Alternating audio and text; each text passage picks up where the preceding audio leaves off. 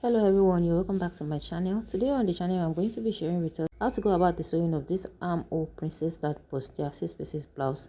In my previous tutorial we drafted the pattern of this top, so if you are yet to see it I'll be dropping the link in the description box. So here are the pattern piece and I already transferred them to the main fabric and also to the lining. Then I had a stitching allowance of 0.5 all round. Although we already have our side seam included in the pattern, but we needed half an inch around to join the lining. What I'm going to do next, I'm going to add my visible interface to both the fabric and the lining. So guys, I'm done doing that and here is what I have. So I added my hairstay to the main fabric, then I also add to the lining. So you might decide not to add to the lining, is optional. So for the lining I just add to some part of the lining. Now we are going to start by joining the fabric piece together, and I'm going to be starting with this front. So if you want to pad your bustier, you can simply pad it, and do not forget to notch the bust point area on both sides of this pattern piece. If you want to pad your bustier, you can simply pad it, but this is totally optional. It is the kind of top you can wear your brassiere. To make it easier, just pin your fabric piece together like so, aligning the bust point area and the under bust area, just to be sure that it aligns. But once your pattern is correct, your fabric piece is definitely going to align, just like this one that I have here. So I'm going to pin the two sides and I'm going to join it together. Then whatever I do on the main fabric, I'm going to do on the lining as well. And also for the back piece, you might decide to add your visible interface to both fabric and the lining, and you might decide not to add it. This is just like a simple blouse. For the back, we are going to have 4 pieces, and I'm going to be joining each piece together like so, fabric to fabric, lining to lining. So guys, I'm done joining. Here is the front pattern and this is what I have. So after joining, I open press, then I'm also going to notch some important place like the under bust and the bust area and some other curved parts so that the seams can relax. The same thing applies to the lining. Then also for this down part that has sharp edge, we are going to trim it off. I mentioned this earlier when we were drafting the pattern. We're going to do the same thing on the lining as well. You place the lining on it like so, then you trim it. This is to enable that you have the same measurement on both the fabric and the lining. Then I'm going to trim it off a bit like this to form a round shape at the hem. Then I'm also going to do the same thing on the other side. Then as for the side, we are going to do the same thing for the side as well. So before I join the fabric piece together, I'm going to place all the lining on each other like so, and I'm going to trim off the sharp points by the edge. So this side too, you also need to form a round shape by the side, so you trim off the sharp points. Whatever you do on the lining, you're going to do the same thing on the fabric, because we want it to look the same, because we want an accurate measurement by the time we're done. For the back, I open press and I'm also going to notch the waist area. The next thing I'm going to do is to join the neckline. So I'm going to place the lining on the fabric like so. Then I'm going to join it with my half an inch stitching allowance that I added earlier. So here you can simply pin down your neckline, pin the fabric and lining in place just to make sure that it doesn't move while you are sewing. Then when I want to sew, I'm going to attach a hemming gum. So this will help me hold the fabric and line together when I iron it. So, and as for the down part, we're going to be fixing a crinoline to the hem. This is what is going to give you the bouncing and the wavy effects that we have on the hemline. What I'm doing here, I'm just trying to shape the edges to give me a round shape. You attach the crinoline to the hemline on the wrong side like this, then you're going to be placing a hemming gum on it, just like the way you see me doing. So to make it easier, once you place your crinoline, you place an hemming gum on it. When you want to sew, then you stitch it together. This will help you hold the crinoline and the lining and fabric together when you're done sewing and when you iron it. So the same thing applies to the back piece as well. I'm going to be attaching the crinoline to the hem of the back pattern as well. Then as for the back, you are going to place the lining on the main fabric and turn the round neckline, the zipper allowance, I'm done doing that, and this is what I have. As you can see, I have pressed it flat and it is laying very well. So then I also turn the side, the two sides. So whatever you do here, you're going to do on the back bodies as well.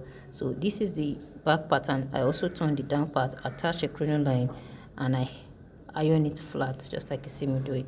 So the next thing you're going to do for the back now is to fix the zipper. So you get a matching zipper for your fabric So here I have multiple colors on my fabric, so I can use any zipper. So I'm going to be going for this one that is not too long, because my zip is not going to get to the hem. I just want to stitch the down part of about 2 inches, because I don't want the zip to get to the hem. So I'm going to place the two on each other like so. Then I'm going to secure it with a pin. So after which are done with this, now you can simply place your zipper on the zipper allowance area to know where you start your sewing from. That is where my zipper is going to stop. Because the down part of the blouse is wide, so it will be easier for me to wear either from the top or from the down part. So guys, I've done that, and here is what I have. I already fixed my zipper, and as you can see, so this is what the wrong side should look like. Then I give it a proper press. Okay, so your ironing also enhance your sewing. Okay, and as for the front part, this is what the inside should look like. Now we're going to join the shoulder together. The way we are going to be joining the shoulder, we are going to be having a kind of inseam sewing, so that the raw edges is not going to show. So the way you are going to do it now, you're going to place the two on each other like so.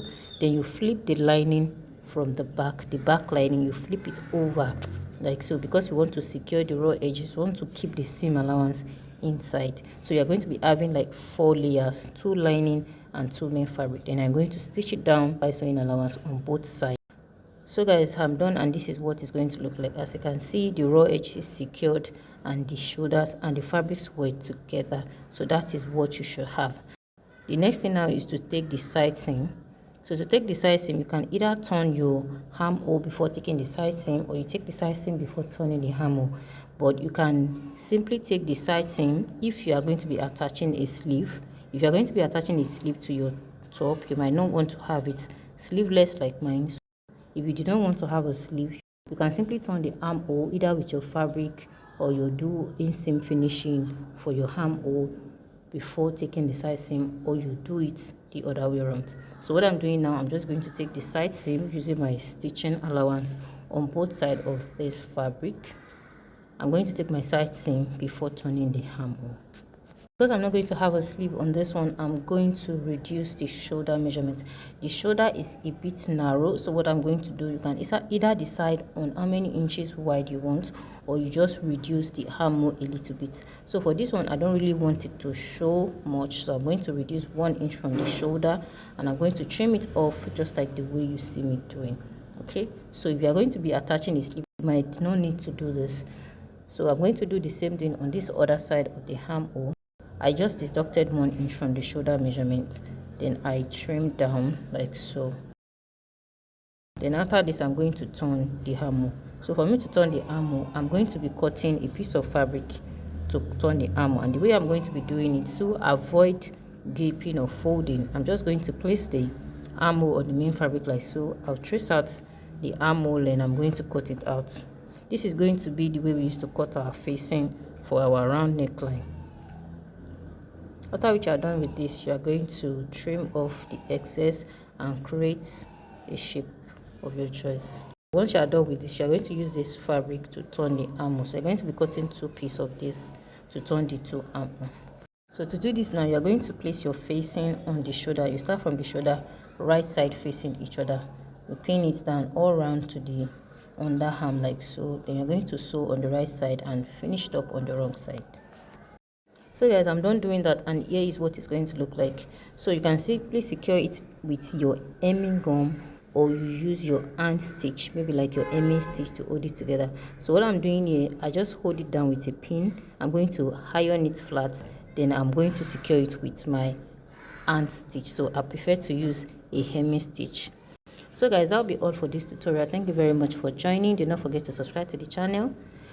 Please do not forget to like this video, share so that we can reach as many people as possible. Drop your comment in the comment section. This really keeps me going. Do not forget to subscribe to the channel if you are yet to do so. Turn on your notification bell so that when we drop a new video, you will be notified. And if you have a video request, kindly let me know in the comment section. Till we meet again in my next one. Bye bye.